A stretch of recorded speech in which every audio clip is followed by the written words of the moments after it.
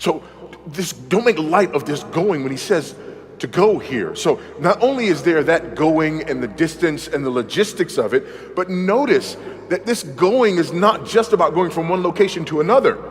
This going is also a leaving. Go from your country and your kindred and your father's house. Leave your country, leave your kindred, leave your father's house. And this leaving is not just a temporary departure. This leaving is something significant, being torn asunder. Here's something that we don't often think about. Abraham's father was not a Jew. Nobody was before him.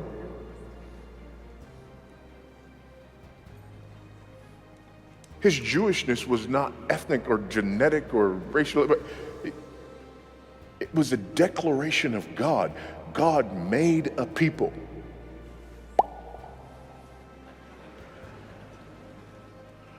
So when he says, leave your country, leave your kindred, and leave your father's house,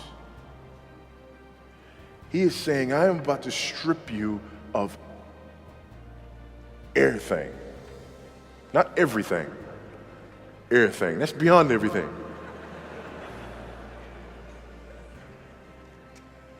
I'm going to take away your ethnic identity. I'm going to take away your nationality. You're not just going to go from one location to another location. You're not just going to go from one country to another country. I'm going to change who you are. I'm going to create a people, and you're going to be the first one of those people that I create, which means that you are essentially going to be ripped asunder from the people to whom you've belonged for your entire life.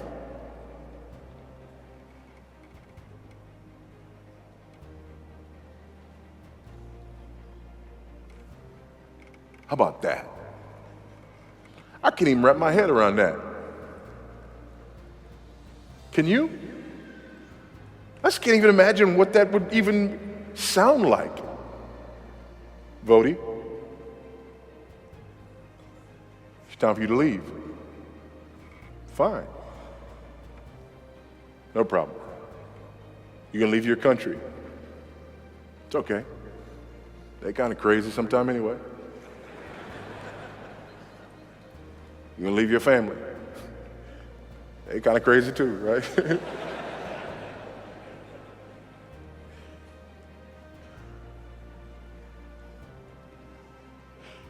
You're not going to be a black person anymore. How is it even possible?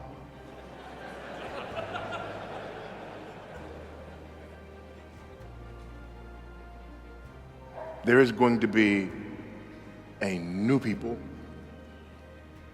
a new ethnicity, a new identity, and everything else that you've been a part of up until now.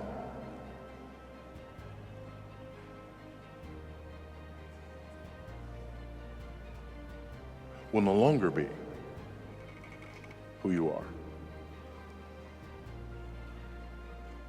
Now, first let's talk about the significance of this and the reason for this. Well, why does this make sense?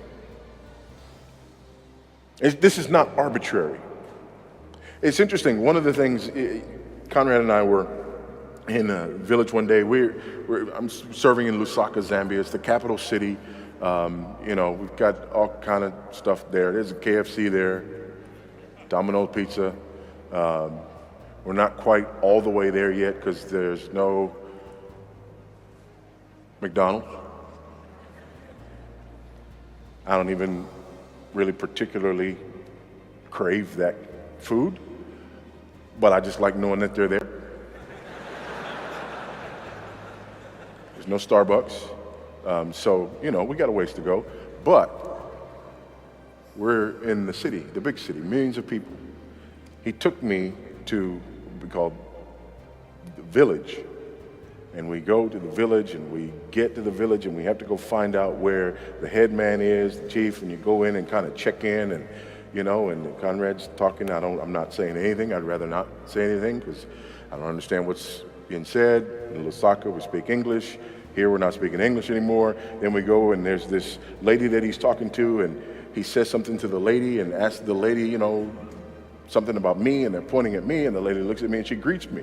And I kind of know how to, at this point, this is several years ago, I barely knew how to greet someone in Nyanja, so I greeted her as best I could, and she just busted up laughing.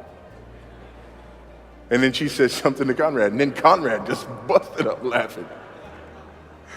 I'm looking at him like, you gonna let me in on this?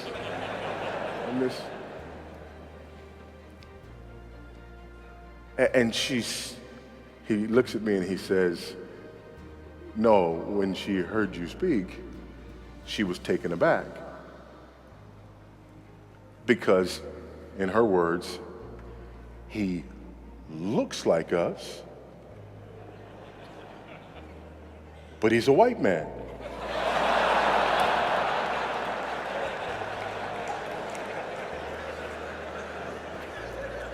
Same thing some of the people in the social justice movement are saying about me today, but that's a whole nother thing. But what that means is you're not a Zambian, you're not one of us.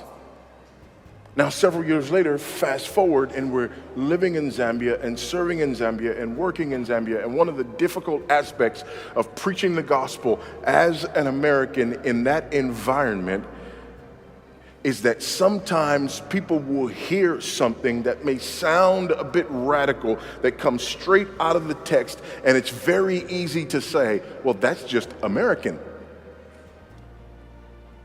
Of course you think like that. You're American. It's kind of like, if you're a marathon runner and you work hard and find your way to the top of the marathon world and you're doing incredibly well, then people find out that you're an Ethiopian. They go, of course you can run marathons because you're an Ethiopian.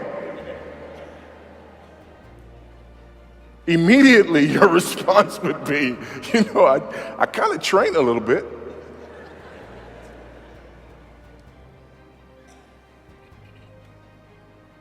How much do people do that anyway? You present the gospel, and in many circles, people will say, yeah, that's just Western, that's just American.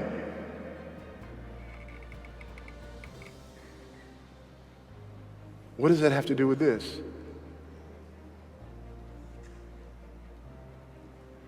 God creates a covenant people that no nation can take credit for, that no culture can take credit for, that no people group can take credit for.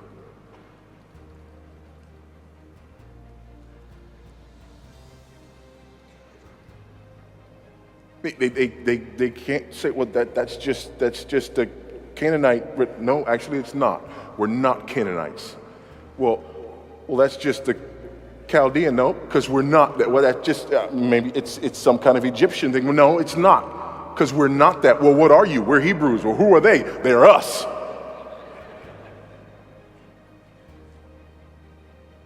Well, where do you guys come from? From God. Our religion is not the expression of any particular culture, of any particular nation.